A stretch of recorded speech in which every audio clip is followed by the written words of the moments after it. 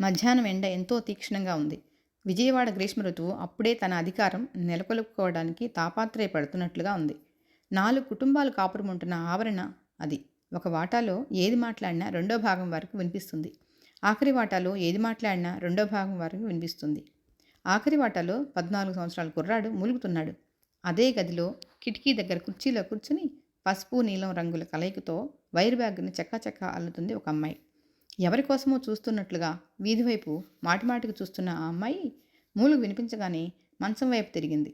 వెంటనే చేతిలో అల్లుతున్న సామాన్లు అక్కడ పడేసి లేచి వచ్చింది. రవి, రవి భుజం తట్టి పిలిచింది.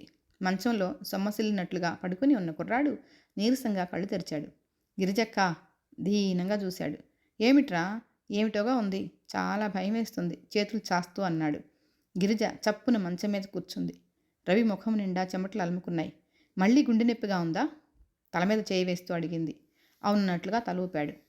గిరిజ లేచి వెళ్ళి అల్మరైలలో ఉన్న ట్యాబ్లెట్ తీసి మంచినీళ్ళు పట్టుకొచ్చింది. తమ్ముడిని లేపి కూర్చోబెట్టి ట్యాబ్లెట్ మింగించి మంచినీళ్ళు తాగించింది. రవి గట్టిగా ఆయాసపడుతున్నట్లుగా ఊపిరి పీలుస్తున్నాడు. అతని ముఖం నిండా చెమటలు అలుముకున్నాయి. గిరిజ తాటాకు విసునకర్ర తీసుకువచ్చింది.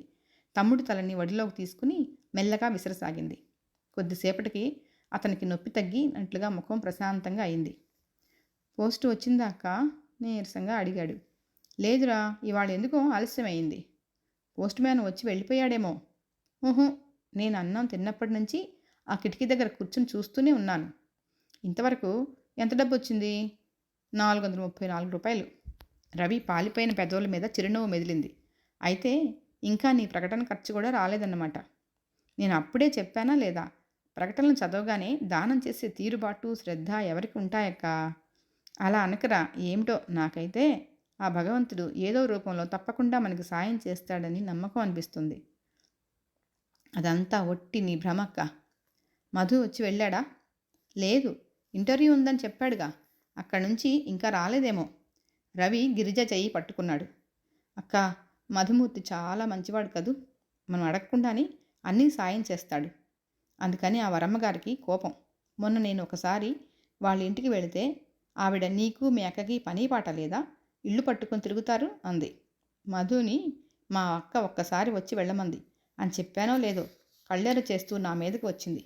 మా వాడికి మీ ఇంటూ చుట్టూ తిరగటమేనా పని? ఇంకేం పని లేదా? పోపో, ఇంకెప్పుడు ఇలాంటి కబుర్లు మోసుకురాకు. ఇలా మాటిమాటికి వాడి కోసం కబురు చేయవద్దు నాన్నని చెప్పు అని అరిచింది. బాబ్రే, ఆవిడని చూస్తే నాకెంత భయం వేసిందో తెలుసా? నాన్న బ్రతికున్నప్పుడు ఆవిడ మన ఇంటికి అన్నగారు అంటూ ఎలా వచ్చేది? నాన్న దగ్గర ఎన్నిసార్లు డబ్బు అప్పు తీసుకుంది. రవి, నువ్వు అవన్నీ ఆలోచించుకు, నిద్రపో. గిరిజ తమ్ముడి తల మీద చేయి వేసి నిమిరింది. గిరిజ మెల్లగా విసురుతుంటే రవి చెమటలు తగ్గినాయి. ఆరాటం శాంతించినట్లుగా నిద్రలోకి జారిపోయాడు. గిరిజ ఇంకా అలాగే నిమురుతూ తమ్ముడి తల నిమురుతోంది. రవి శరీరం అనారోగ్యంతో కృషిస్తుందని వాడిని చూడగానే ఇట్లే తెలిసిపోతుంది. బుగ్గలు పీక్కుపోయినాయి. షర్టు వదిలేయింది. పెదవులు ఎండినట్లుగా పగిలి బీట్లు వారినాయి. గిరిజ తమ్ముడి చిక్కిన చెంపల్ని ఆత్మీయంగా అరిచేతితో రాచింది. ఈ మాయదారి రోగం వీడికి ఎందుకు రావాలి? వీడు కూడా తనకి లేకుండా పోతే? అమ్మో, గిరిజ గుండెలు ఉండచుట్టినట్టయ్యాయి. అసలే 2 సంవత్సరాల క్రితం తండ్రి కామెర్లకు గురై మరణించటంతో తన జీవితం చీకటి అయిపోయింది. ఆ కటిక చీకటిలో వీడు చిన్న ఆశాదీపంగా అయ్యాడు. తండ్రి పోయినా సరే ఒకరికొకరు అండగా ఈ ప్రపంచంలో ఎవరు చూడకపోయినా పర్వాలేదన్నట్లుగా తెచ్చిపెట్టుకున్న ధైర్యంతో బ్రతుకుతున్నారు. భగవంతుడికి తన మీద ఎందుకింత కసి? వీడిని కూడా నీకు దక్కనీయను అన్నట్లుగా బెదిరిస్తున్నాడు. గిరిజ తమ్ముడి ముఖం కేసి తదేకంగా చూస్తుంది. తండ్రి పోయిన తర్వాత కొద్ది కాలానికి రవి అలసటగా నీరసంగా ఉంటుందంటే తన తండ్రి పోయిన బెంబేల్తనం అనుకుంది. స్కూల్లో ఎప్పుడూ అన్నింటిలోనూ వాడే ఫస్ట్. అలాంటిది ఆటల్లో పాల్గొనడం మానేశాడు. ఎందుకురా అంటే, నాకేమిటో అలసటగా అనిపిస్తుంది అక్కయ్య అనేవాడు. తిండి సరిపడక నీరసపడ్డాడేమో అనుకుంది. తండ్రి పోగానే ఏవో కాస్త డబ్బు ముట్ట అప్పచెప్పారు అంతే. అది కాస్త ఆయన దహన క్రియలకి దినవరాలకే సరిపోలేదు. తండ్రి గుమస్తాగా పనిచేసే సేట్ని ఏదైనా సాయం చేయమని అడిగింది. ఆయన ఒక 50 రూపాయలు చేతిలో పెట్టి రవిని చదువు మాన్పించి తన కొట్లో లెక్కలు వ్రాయటానికి పెట్టమని సలహా ఇచ్చాడు. గిరిజకి ఎందుకనో మనస్కరించలేదు. కొద్ది రోజులు కష్టపడితే తను వాడు జీవితాంతం సుఖంగా ఉండవచ్చుననుకుంది. మధుమూర్తి కూడా రవిని చదువు మానిపించవద్దు అని సలహా ఇచ్చాడు. గిరిజ జాకెట్లు కుట్టి వైర్ బ్యాగులమ్మి టైప్ చేసి పెట్టి తృణమో పణమో సంపాదిస్తూనే ఉంది. కానీ అది ఇంట్లోకి అంతంత మాత్రంగానే సరిపోతుంది. గిరిజ ఆ రోజు పక్కింటి సీతారామయ్య గారికి కాగితాలు టైప్ చేసి పెట్టి వచ్చింది. గిరిజ వచ్చేసరికి రవి ఇంట్లో మంచం మీద పడుకొని ఉన్నాడు. ఈ సమయంలో రవి ఇంట్లో ఉండటం చూసి ఆశ్చర్యపోయింది. ఏరా, స్కూల్కి వెళ్ళలేదా అంది. లేదక్కా అన్నాడు. ఎందుకని? రవి మాట్లాడలేదు. గిరిజకి బాగా కోపం వచ్చేసింది. ఈ వారంలో నువ్వు స్కూల్ మానేయటం ఇది 3వసారి. ఎందుకు ఇలా చేస్తున్నావు? నువ్వు స్కూల్ ఎగ్గొట్టి క్లాసులు తప్పి ఇంట్లో కూర్చుంటే తినడానికి నాన్న మనకి సంపాదించి ఇచ్చి వెళ్ళాడనుకున్నావా? నీ చదువు ఎప్పుడు పూర్తవుతుందా అని నేను రోజులు లెక్క పెట్టుకుంటున్నాను. దిండులో తల తుడుచుకొని పడుకున్న రవి ఎలాంటి సమాధానము చెప్పలేదు. గిరిజ రవి బ్యాగు తీసుకొచ్చి లే స్కూల్కి వెళ్తావా లేదా? రవి దిండులో నుంచి తల ఎత్తి దీనంగా చూశాడు. అంత దూరం నేను నడవలేనక్క. ఎంత దూరం? ఈరోజు మీ స్కూలు హఠాత్తుగా దూరం పెరిగిందా ఏంటి? లేచి వెళ్ళు. అక్కా, రవి ఏదో చెప్పబోయాడు. నువ్వు నాకు ఇంకేం చెప్పకు. మాట్లాడకుండా వెళ్ళు. ఇదిగో ఇప్పుడే చెప్తున్నాను, ఇంకొకసారి ఎప్పుడైనా ఈ స్కూల్ మానేశావంటే నేను నీతో మాట్లాడను. అసలు నీ కంటికి కనిపించను, తెలిసిందా? రవి మాట్లాడకుండా పుస్తకాల బ్యాగ్ తీసుకున్నాడు. చెప్పులు వేసుకుని వెళ్ళిపోయాడు. గిరిజ కళ్ళల్లో నీళ్లు తిరిగాయి. తను అంత గట్టిగా కేకలు వేయకపోతే రవి మాట వినడని భయం. తండ్రి పోయాడు. రవి చెప్పిన మాట వినకుండా చెడిపోతాడేమో, చదువు పాడు చేసుకుంటాడేమోనని వేదనగా ఉండేది. కిటికీ దగ్గర నిలబడి తమ్ముడు నడిచి వెళ్ళటం చూస్తూనే ఉంది. రవి కొంత దూరం నడిచి వెళ్ళి వీధి చివర అక్కడ ఒక రాయి ఉంటే బ్యాగ్ పెట్టుకుని దాని మీద కూర్చున్నాడు. బలవంతంగా ఇంట్లో నుంచి తను పంపింది. బయట తాత్సారం చేస్తున్నాడు. అసలు వీడికి ఏమైంది? గిరిజ పట్టరాని ఆగ్రహం వచ్చింది. తలుపు వేసి గబగబా బయటికి వచ్చింది. కానీ అప్పటికే రవి రాయి మీద నుంచి లేచి మెల్లగా నడిచి వెళ్తున్నాడు. గిరిజ పరీక్షగా చూసింది. వెనక నుంచి చూస్తే రవి నడక నిదానంగా అయిష్టంగా వెళ్ళలేక వెళ్తున్నట్లుగా ఉంది. ఈసారి మార్కుల రిపోర్ట్ వచ్చినాయి. రవికి అన్నింట్లో తక్కువ మార్కులు వచ్చినాయి. గిరిజ బాగా కేకలు వేసింది. రవి కిమ్మనలేదు. 4 రోజుల తర్వాత రవి ఫ్రెండ్ సంతోష్ రవి 4 రోజుల నుంచి స్కూల్కే రావటం లేదని చెప్పగా విని నిశ్చేష్టురాలయ్యింది. ఆ సాయంత్రం రవి ఇంటికి రాగానే గిరిజ నిలదీసింది. రవి వంచిన తల ఎత్తలేదు. గిరిజకి పిచ్చి ఆవేశం వచ్చేసింది. మూలన్న గొడుగు తీసి ఎడాపెడా కొట్టింది. రవి ఏడుస్తుండిపోయాడే తప్ప జవాబు చెప్పలేదు. మొరాయింపుగా ఎదురూ మాట్లాడలేదు. ఆ సాయంత్రం మధుమూర్తి వస్తే గిరిజ తన మనసులోని బాధ చెప్పేసింది. వీడి మీద ఎన్నో ఆశలు పెట్టుకున్నాను, వీడేమిటి ఇలా చేస్తున్నాడు అంది. మధు గిరిజని అనునయించాడు. నువ్వు కంగారు పడకు, అసలు విషయం ఏమిటో నేను కనుక్కుంటాను. రవి మధుకి చెప్పాడు. నేను నడవలేకపోతున్నాను. నాకు ఊరికే ఆయాసం వస్తోంది. స్కూల్లో బోలెడు మెట్లు ఎక్కి దిగాలి. అక్కకి ఇది చెప్పినా అర్థం కాదు. మధు రవిని పరీక్షగా చూశాడు. రవి చిక్కిపోయి ఉన్నాడు. మెడ దగ్గర ఎముక బాగా కనిపిస్తోంది. నీకు ఒంట్లో బాగుండట్లేదా రవి అని అడిగాడు. నాకు తెలీదు, ఆయాసం తప్ప నాకు ఇంకే బాధ లేదు. సాయంత్రం డాక్టర్ దగ్గరికి తీసుకువెళ్తాను పదా అన్నాడు. మధుమూర్తి సాయంత్రమే రవిని డాక్టర్ దగ్గరికి తీసుకుని వెళ్ళాడు. ఆయన ఎక్స్రేలు తీయించమని రాసిచ్చాడు.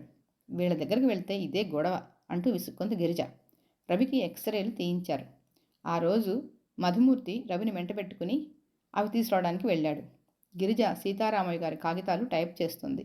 సీతారామయ్య గారు వకీలుగా చేస్తున్నాడు. గిరిజ తండ్రి మీద అభిమానంతో గిరిజకి టైప్ మిషన్ ఇచ్చి టైప్ చేసి పెట్టే పని అప్పగించారు. ఆయన నెల జీతం ఇస్తారు. గిరిజ కాగితాలు ఇంట్లో టైప్ చేసి తీసుకువెళ్ళి ఆయనకి ఉదయం కోర్టుకి వెళ్లే లోపల అందిస్తుంది. ఒక్కోసారి చాలా పని ఉంటుంది. రాత్రి పొద్దుపోయే వరకు టైప్ చేస్తూ కూర్చుంటుంది. ఈరోజు కూడా చాలా వర్క్ ఉంది. గిరిజ టైప్ చేయటం ముగించి కాగితాలు బొత్తిగా పెట్టింది. అల్మరాయిలో ఉన్న గడియారం చూసింది. 8 గంటలు అవుతుంది. మధుమూర్తి రవి ఇంకా రానేలేదు. ఇంతసేపు చేశారేమిటి అనుకుంది. ఇంతలో మధుమూర్తి రానే వచ్చాడు. రవి అతను రిక్షాలో నుంచి వచ్చారు. రవి లోపలికి వచ్చాడు. అతని చేతిలో ఎక్స్రేలో ఉన్న కవరు ఉంది. మధు కూడా లోపలికి వచ్చాడు. డాక్టర్ ఏమైనా చెప్పాడా అని అడిగింది. ముందు కాసిన మంచినీళ్ళు ఇవ్వు అన్నాడు. గిరిజ మధుకి మంచినీళ్ళు తెచ్చి అందిస్తూ, రవి సీతారామయ్య గారికి టైప్ రైటర్ కావాలంట, తీసుకెళ్ళి ఇచ్చిరా అంటూ పురమాయించింది. రవి టైప్ రైటర్ వైపు వెళ్ళబోతున్నాడు. గిరిజ వద్దు రవికి బరువు పనులు ఏమి చెప్పకు. మధుమూర్తి గబాలన వారించాడు. రవిని వీలైనంత విశ్రాంతిగా ఉండని అన్నాడు. గిరిజ ఆశ్చర్యంగా చూసింది. డాక్టర్ ఏమన్నాడు అంది. చెబుతానుగా, నువ్వు మొదట రవికి అన్నం పెట్టు, తిని పడుకుంటాడు అన్నాడు. గిరిజ వెళ్ళి రవికి అన్నం పెట్టింది. రవి అన్నం తింటున్నాడు. గిరిజ చేతులు తుడుచుకుంటూ ముందు గదిలోకి వచ్చింది. గిరిజ ఇలారా దగ్గరికి పిలిచాడు. గిరిజ వచ్చింది. మధుమూర్తి కంఠం తగ్గించి నవ్వు తెచ్చిపెట్టుకుంటూ అన్నాడు. నువ్వు చాలా ధైర్యం కలదానివి కదూ. ఎందుకలా అడుగుతున్నావు? నీ ధైర్యం ఎంత ఉందో తెలుసుకోవడానికి భగవంతుడు ఒక చిన్న పరీక్ష పెట్టాడు. అంటే మధుమూర్తి చెప్పాడు. రవికి హార్ట్కు సంబంధించిన వ్యాధి మొదలైంది. అందుకే అతనికి అలా తరచుగా ఆయాసం వస్తుంది. అతన్ని చాలా విశ్రాంతిగా ఉండనియాలి. ఆపరేషన్ చేస్తే రవికి ఏం పర్వాలేదు. చేయించకపోతే మాత్రం ప్రమాదమే. ఎక్కువ కాలం బ్రతకడు. గిరిజ అరవబోయింది.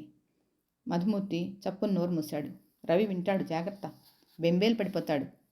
ఇందులో ప్రమాదం ఏం లేదు. మనం వీలైనంత తొందరలో ఆపరేషన్ జరిగేలా చూస్తే సరి. డబ్బు ఎంత అవుతుందట? సుమారు 4,000. 4,000? గిరిజ కళ్ళు పత్తికాయల్లా అయినాయి. 4,000! కోమట దుకాణంలో 400 అప్పు తీర్చలేక వాడి చేత నానా మాటలు అనిపించుకుంటోంది. అయితే అందుకన్నమాట వాడు స్కూల్కి వెళ్ళలేకపోయింది. పాపిష్టి దాన్ని. వాడి ఒంట్లో సుస్థిగా ఉందని తెలుసుకోలేక పోట్లాడాను, తిట్టాను, చివరికి కొట్టాను కూడా. గిరిజ అదంతా గుర్తుకు వచ్చి ఏడవసాగింది. గిరిజ, నీకు ఇది విషయం అని తెలియదు కదా. జరిగిన దానికి ఇప్పుడు బాధపడి ప్రయోజనం ఏమిటి? డబ్బు సంగతి ఆలోచించాలి. అది ముఖ్యం ముందు. అంత డబ్బు ఎవరిస్తారు మధు? బేలగా చూసింది. నువ్వు సీతారామయ్య గారిని అడుగు. నేను కూడా ఎక్కడైనా అప్పు దొరుకుతుందేమో ప్రయత్నిస్తాను. మధు, మాకు నువ్వు తప్ప ఎవరూ లేరు. మధు కళ్ళు చెమర్చినాయి. ఆ మాట నువ్వు ప్రత్యేకంగా చెప్పాలా? నాకు తెలీదా గిరిజ? నా సాయశక్తులా నీకు సాయం చేస్తాను. నువ్వు ధైర్యంగా ఉండు. మధుమూర్తి గిరిజకు బాగా ధైర్యం చెప్పి వెళ్ళిపోయాడు. రాత్రి అయింది. గిరిజ మంచం మీద అలాగే కూర్చుంది. కంటి మీదకి కునుకు రావడం లేదు. మాటిమాటికి గిరిజ కళ్ళు నిద్రపోతున్న తమ్ముడి మీదనే నిలుస్తున్నాయి. వీడు కూడా లేకపోతే నాకెవరు దిక్కు? గిరిజకి ఏడుపు వచ్చేసింది. తను ఏ పాపం చేసిందని భగవంతుడు ఇలా వేధిస్తున్నాడు? ఆపరేషన్ చేస్తే నయం అవుతుంది అన్న మాటలు గుర్తుకు వచ్చాయి. సుమారు 4,000 ఖర్చు అవుతుంది. రాయబెల్లూరులో కానీ ఢిల్లీలో కానీ ఇప్పుడిప్పుడే హైదరాబాద్లో కూడా చేస్తున్నారట. మధు ఆ వివరాలు కనుక్కుంటానన్నాడు. 4,000 ఎక్కడి నుంచి తేవడం? ఎక్కడి నుంచైనా సరే పుట్టించి తీరాలి. లేకపోతే వాడిని చేతులారా మృత్యువుకి అప్పచెప్పినట్లే అవుతుంది. మంచం మీద రవి శరీరం చైతన్యరహితంగా కనిపించినట్లు అయింది. గిరిజ ఊహమాత్రంగానే కంపించిపోయింది. వీల్లేదు. ఎలాగైనా సరే 4,000 సంపాదించాలి. ఆ మహమ్మారి లాంటి వ్యాధి బారి నుండి రవిని రక్షించాలి. గిరిజలో భయంకరమైన పట్టుదల వచ్చేసింది. నీ ధైర్యం ఎంత ఉందో తెలుసుకోవడానికి భగవంతుడు ఒక చిన్న పరీక్ష పెట్టాడు అన్న మధు మాటలు గుర్తుకు వచ్చాయి. గిరిజ ఈ పరీక్షలో నెగ్గటానికే దృఢంగా నిశ్చయించుకుంది.